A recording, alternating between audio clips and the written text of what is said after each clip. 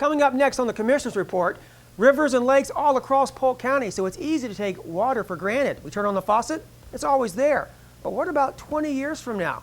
Well, coming up, Commission Chairman George Lindsey will be here to tell us how the county and cities throughout Polk County have taken a major first step, working together to make sure future Polk County residents have all the water they need. And if you don't know much about the city of Mulberry, then I have a bone to pick with you. The city is growing, and they're building on their past that goes back a long ways. It's all coming up on this July edition of the Commissioner's Report.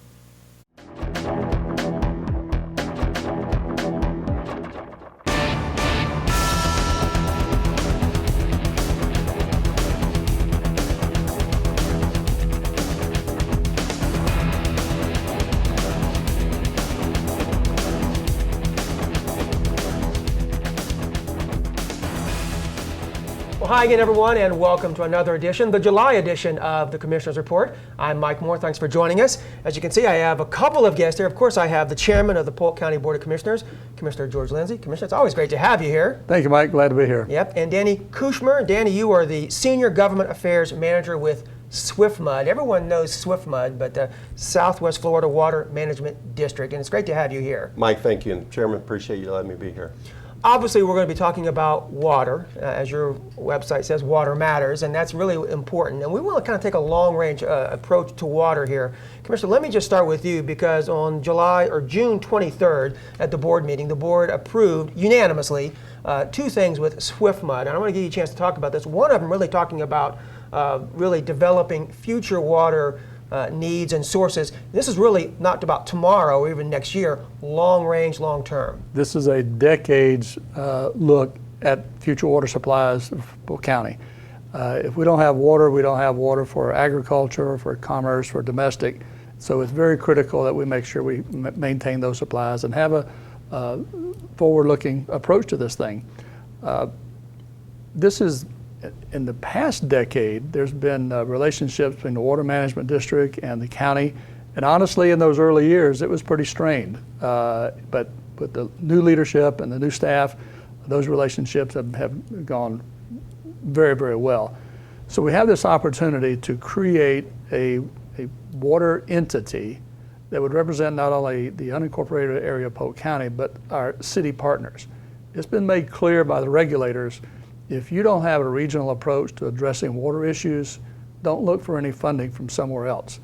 So that was the initiative to move this thing forward. And what adds the initiative to our municipal partners, the permits that have already been granted them for years to come, the message is pretty clear. Those volumes are going to be reduced. They're not going to be able to sustain the original permitted volumes. So it's incumbent on all of us to get together and address this in a comprehensive regional approach countywide with our municipalities and the county, and with the help and the direction and the leadership of the Water Management District and Danny and his team, we are at a historical point. You know, Danny, I want to kind of bring you in. Everyone knows or is familiar with SWFWMD perhaps, and they have a big area, but your focus really is in Hardy, Highlands, and Polk County. Yes. And well, Commissioner was talking about the municipalities and the county coming together, and I know with SWFWMD, from your standpoint, seeing all these people working together and not individually is what's so critical. It's key. It is truly key. And looking forward in the Tampa Bay region, years ago, we have Tampa Bay Water. To the south of us, we have the Peace River, Minnesota Water Supply Authority. To the north is the Withlacoochee Regional Water Supply Authority. So all along the coastal communities, the communities have come together in a regional approach to solve regional problems, not individually. And the governing board years ago, our governing board recognized that we need to support that regional effort. And through that, they developed policies that said, if you are a regional type entity, you rank right up there to the top in our funding approval process. If you're just a city or a small community, you still can get funding, but you're going to get ranked on the third level down there. So we recognized years ago, when people come together, as the chairman said, things can happen.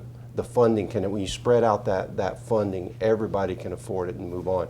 And you're right, it is solving regional water issues long term. Right. Not short term. Right, and when you think of long term, 2035, that seems so far away, but I'm old enough now to look back 20 years and where did the time go? Where does the time go? And it's important that we do it right. We get the buy-in from the municipalities. And think municipalities, many of our small cities, don't have the resources to do this on their own. So we're much stronger together than we are individually. County Manager Jim Freeman said at that meeting, this is a major first step. And I think it's maybe important to understand there's a lot of big steps, but you got to take the first one before you can get to the second one. And I guess there are some additional steps that have to be accomplished at certain times, some milestones. The management district has made it clear that these milestones must be maintained and met in order to meet the obligations that the promises that they've made as far as major funding in excess of $40 million.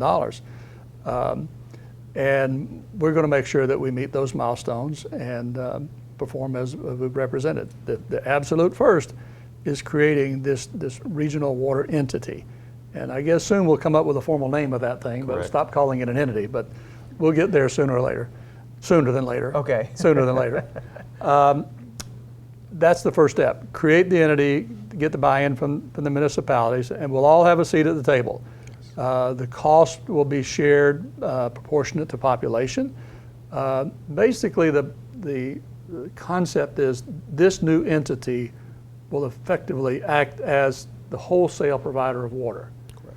And when Haines City needs it, then it'll be directed in their fashion. If Lakeland needs it, it'll be directed in their fashion. So it has the capacity to move the resources around where the needs are. This does not eliminate the local utilities for the county and the cities. Mm-hmm. They continue to have their existing, their own well, their own distribution system, their own treatment systems. This is a supplement to that in order that we have reliable and future capacities moving forward. When people, if they're not familiar with the area or they think, I see lakes and water, water's everywhere. Really, are we going to have a problem? I think people don't realize where perhaps our water comes from. Well, Danny's certainly the expert in that area. So I mean, we get all of, I guess from my understanding for Polk County, we get all of our water from the aquifer system. The upper aquifer, basically. When you think about Polk County has 555 lakes. Three major river systems begin in Polk County. Polk County's water is very important. Number one, economic development, recreation. We don't want our water levels to drop. So if we continue to withdraw from that upper Florida aquifer and increase that withdrawal, we recognize through another initiative that I'll briefly touch on is the Central Florida Water Initiative, where the three water management districts, our district, South Florida, and the St. John's have come together and created one model and shown that an increased pumpage from the aquifer within a 5-county region is going to be a detriment to some of these river systems, lakes, and wetlands. So coming together as a Polk County entity, we can diversify that resource, whether it be a lower Floridan, whether it be partnerships with other regional entities, or even just lower Floridans within our county. But changing that water, instead of just having 17 straws in the ground plus the county, we're diversifying the system.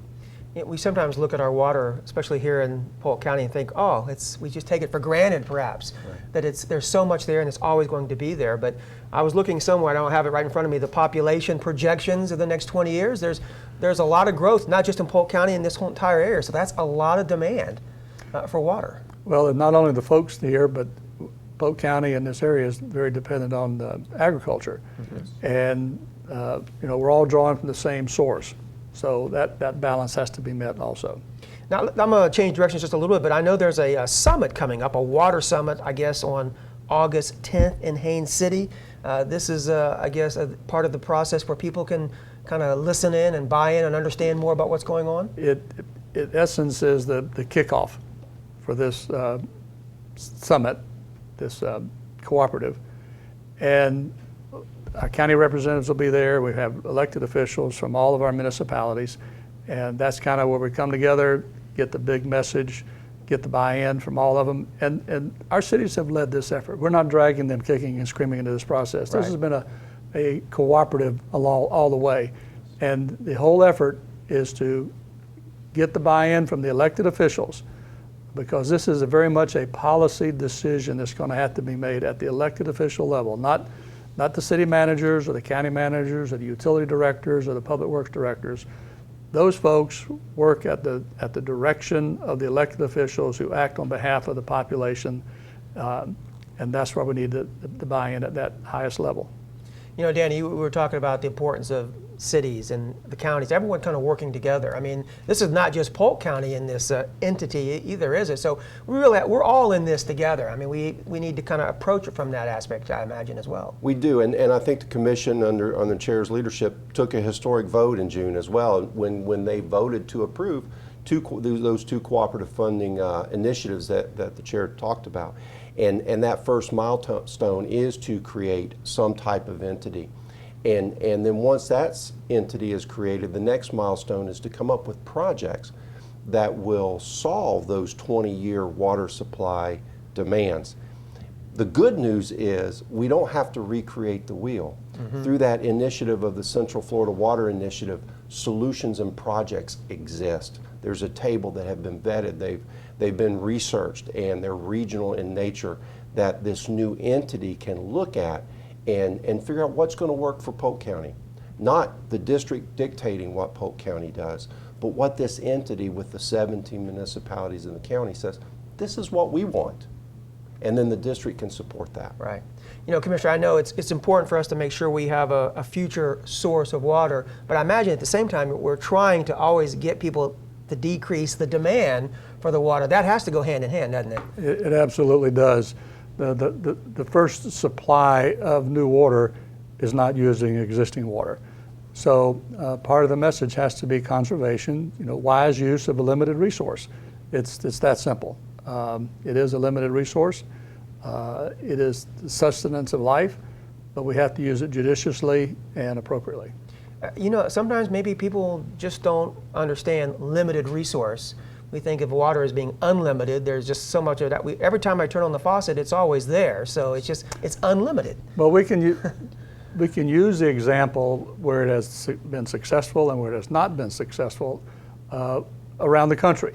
Right now, our sympathies goes with the folks in California, mm-hmm. suffering tremendous drought. The consequences just exacerbated by the cascading effects of that. Then we see our friends in Texas who've got, standing on their tiptoes. So it's not a matter of the resource, it's the when and the where. Right. And so we can take some lessons from other jurisdictions and apply those best practices to Polk County. And we've seen a lot of lakes, not just in Polk County, but throughout the central part of Florida, where the lakes have gone down and docks are now just on dry land. So clearly you can see if there's overpumping or not conserving the water, it's just not going to last forever and ever. So again, Commissioner, this was a big step, and I noticed that as I mentioned, the vote was unanimous with the board. So obviously the cities are on board, the county commission is on board, and now it's just a matter, really, I think, of getting the residents of the Polk County on board. It's that incremental process. This is as Mr. Freeman said, this is the first huge step in causing this realization to come to pass. Well, Dan, he's the Senior Government Affairs Manager with SWFMD. I'm sure we're going to be seeing a lot more of you. We already do, but seeing even more of you as this continues on. And he's the Chairman of the County Commission, Commissioner George Lindsey. And Commissioner, as always, I appreciate you leading that charge. And I know 20 years from now, you're probably not still going to be the Commissioner, but hopefully the groundwork that was set in June and continues on will be a part of that legacy. Thank you, gentlemen, for being here. Thank you. Appreciate it. We're going to take a break, but when we come back, we're going to shift gears and we're going to bring on Commissioner Melony Bell, and we're going to continue our tour through District 2. We have visited Frostproof, we have visited Fort Meade, so we're going to now go to Mulberry and show you there's a lot more there than you may expect, including some history that goes way back. I'll be right ahead. Stay with us. And welcome back to the Commissioner's Report. Joining me now is Commissioner Melony Bell. It's always great to have you, Commissioner. Glad to be back. Commissioner of District Number 2, which means we have the Mayor of Mulberry, which is in your district, George Hatch. Thank Mayor, you. it's great to have you here as well. Thank you, thank you. And it's interesting, you're a lifelong resident of Mulberry, Yes, so sir. this is not like you've retired there. This is where you've grown up. Born and raised. Born and raised. We've been kind of taking this tour, Commissioner. We visited Frostproof. We visited your hometown, Fort Meade, and now we're going to kind of take a look at Mulberry. And one of the things that's interesting about all these towns in District 2, your district, is they're small and they all have their own distinctive charm, and which means they have their own distinctive challenges, but it's what makes them so unique. You're absolutely right.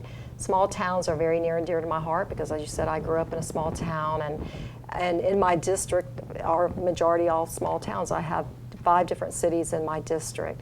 And so it's time to spotlight Mulberry and the good things that are going on in Mulberry. I have a relationship with George. It's been a long time that I've known him, I guess, through politics and also relatives. I've known him. I've got an aunt and uncle. My uncle was born and raised in Mulberry also, and they're friends with George. Well, just real quickly, when you look back at your back past, before you were mayor, you were there with Mulberry High School as a teacher, student, a teacher, and then principal. We had people that work in this office that were there as students when you were principal. That's always kind of interesting. You get to see kids grow up, and now they're adults and have their kids. And yes, sir. That's a positive thing, and it's very fulfilling when you see students. I still call them kids, so they have to forgive me. And I consider them all mine. That they come back up to you and want to talk to you about how they did or what we did when we were in high school. And we even have a few pictures of showing him some of his early days in the 70s, the sideburns and the hairstyles. A little different there than what we see today, but it's amazing. Well, we're going to talk about a number of things, talking about how business is growing there. There's a new CRA that the board you have approved just recently. But before we do that, we want to kind of give you maybe a taste of Mulberry. You know, Mulberry has a long and rich history. They may not be the oldest city in Polk County. We know that belongs to Fort Meade, but they do have a history that goes way back, and I mean way back. Yes, sir.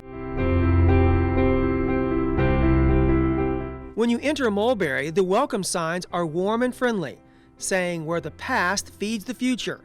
The signs could also say, "Welcome to Bone Valley." They don't. So the Mulberry Phosphate Museum takes care of that.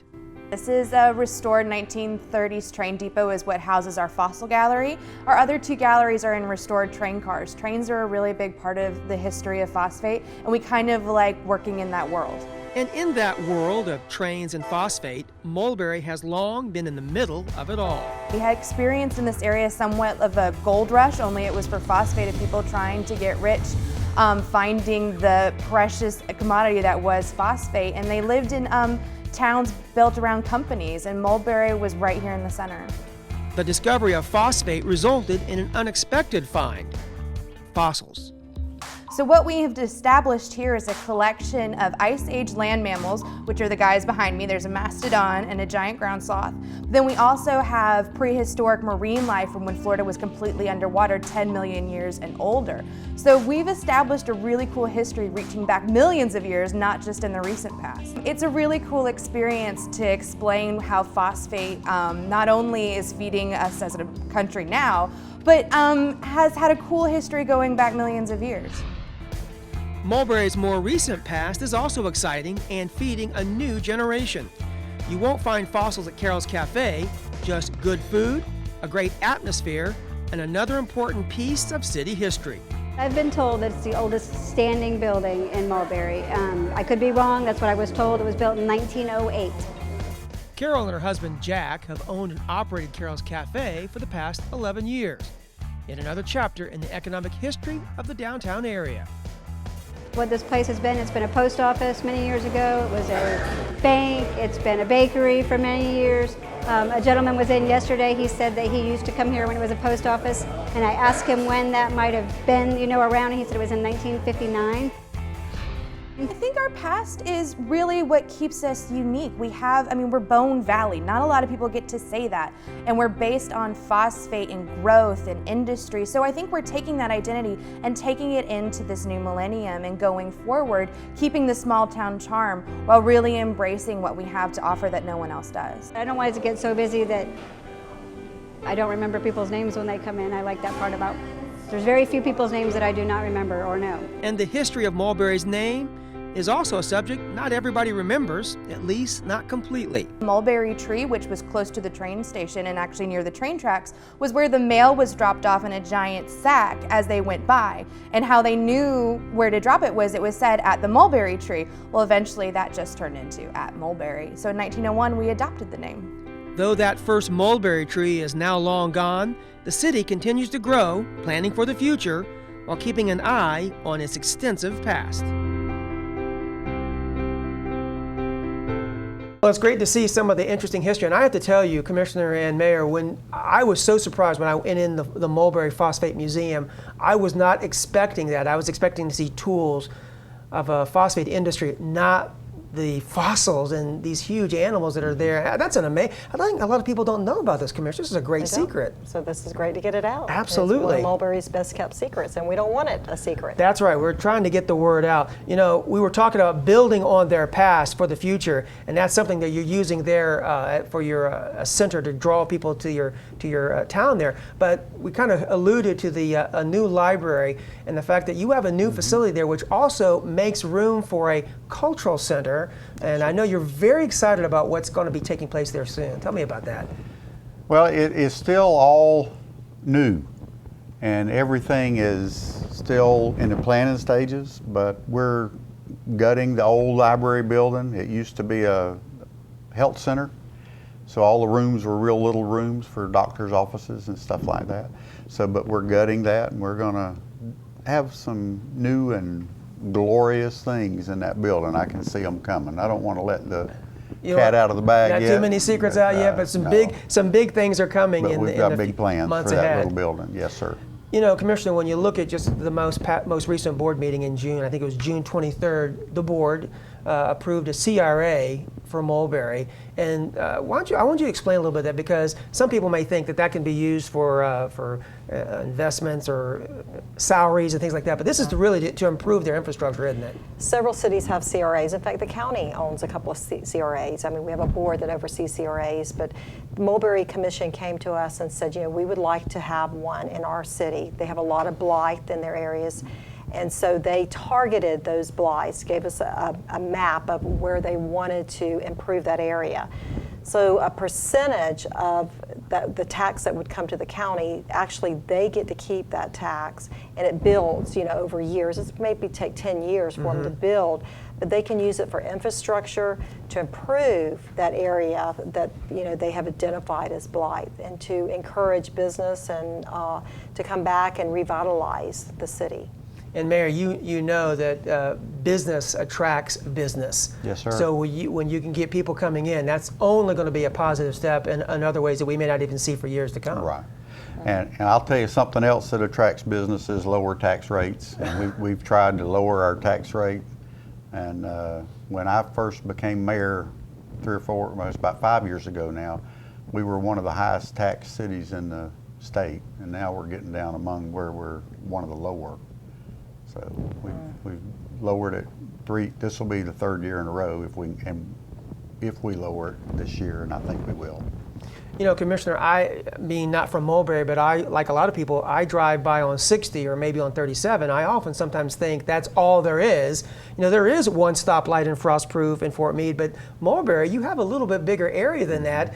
But the 60 is what we're talking about. Maybe in a few years, the CRA and the other things that you're using will be able to increase more businesses. But I know, like we were talking earlier, we are seeing some businesses, even something as simple as a new Hardee's, but it took over an old business, and the store that used to be there, that's now a safety solutions company, and they're used to be a Thriftway grocery Thriftway store, and then it was an IGA, and then something else. But the owner, David Cook, and his partners have come in and taken that building and completely remodeled it. Wow. And made a safety place where they've got rooms in there to do safety training. They've even built towers outside where they can do safety, teach people in our industrial areas how to do rappelling and a lot of different things that they just do, you know, training for safety, for OSHA training and transportation safety, and just a lot of different things. It's just really interesting. You know, when you think about Mulberry and business, though, there is one business in particular that goes back over 100 years, Badcock Furniture. I mean, they have been a stalwart, and they've been there really as an anchor tenant, if you will, in your community for a long time. The phosphate industry has come and waned, but Badcock remains there. I know, Commissioner, those are the kind of companies when you think that's a shining star for all of Polk County, isn't it? Oh, absolutely. In fact, we just inducted them into the History Center. If you need to take a trip over there and see their booth and all of Badcock's history, it's very interesting. I have furniture in my house from Badcock, like I'm sure a lot of other people and they're do. family owned, Right. and have been, and you know, they've dug their heels in the city of Mulberry. I know they've been very involved in their civic groups and the politics of Mulberry, and so Yes, they are. very fortunate to have that family there in Badcocks. You know, I was looking at your Mulberry Alumni Hall of Fame in your school, and there's Wogan Badcock Sr. Wogie. Wogie. Yeah, Logan. Wogan Babcock Sr., class of 1915. Oh, wow. So that shows you, that goes back quite a ways. You know, Commissioner, I know that you like these small towns, as you mentioned, and Mulberry has got some of that charm and appeal.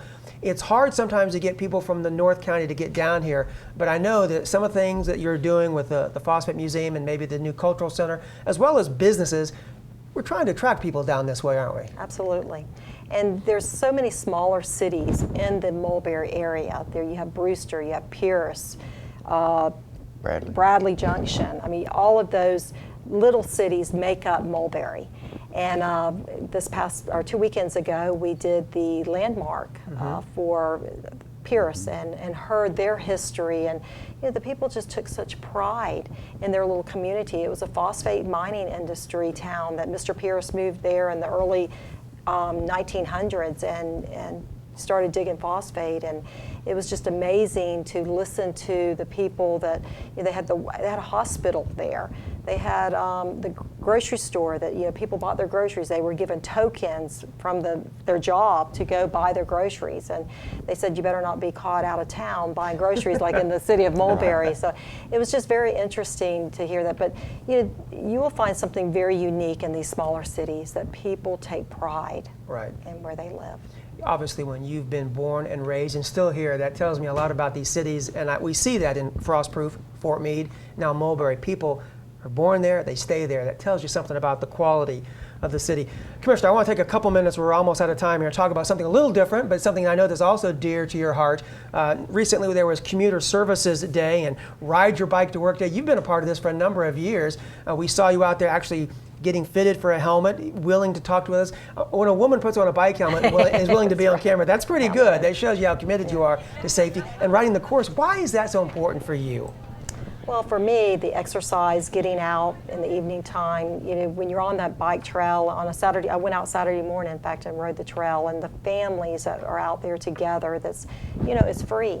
It's something that, you know, if you have bicycles around, you can get on the trail and you can ride. And Polk County offers so many different trails, and, you know, just not riding trails, but other trails. But you know, it's important, and we have a lot of people here that ride their bike back and forth. You know that some people don't have vehicles, so getting on a bike and educating the people about our trails and roadways to get back and forth from work and on buses and all. And of course, when you're talking about the helmet and protecting the head, you're serious about everyone, whether you're a child, even adults. I'm sure you would say you have to wear a helmet. Have to wear a helmet. I always wear a helmet. Yeah. It's so important. But just love it. I love, you know, our trails. I was out on Fort Fraser, and if you've not been out there, you need to take advantage of that trail. If you don't have a bike, you can get out there and walk, you know, a small distance. But it's awesome.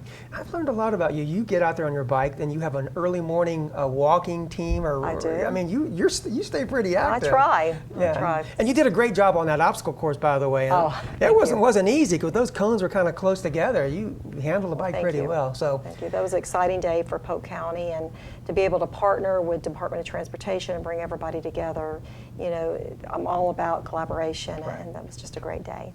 Well, Mayor Hatch, I appreciate you being here. We encourage people to get to Mulberry, whether it's walking, riding their bike, or in their cars. Absolutely. But go visit your city and see the Mulberry Phosphate Museum, and I think they're going to be amazed. And our new library. And your new library. Yes, please. And everything else that's there in Mulberry. But thank you for being here. I appreciate that. Thank you. Like I said, I think Mulberry is one of the best kept little secrets in Polk County. We like spoiling those kind of secrets Yeah, here on do. this show. We no more secrets. I certainly want to say thank you to Sharon Lother, who's the city clerk there, who helped me a lot with getting things set up as well. Commissioner, thank you again. I appreciate it. And in a few more months, we'll have you back here, and I guess they were going to kind of focus on Bartow. Yeah. Well, we won't have to go very far for that, will we? But No. I'm looking forward to that. It should be good. Commissioner, thank you. Mayor, thank you as well. You're more than welcome. Thank you for joining us as always. The Commissioner's Report, we try to keep you informed of what's going on, the issues before the board, things that are important to you, and I'll often show you things maybe you didn't even know about Polk County. Until next time, take care, everyone.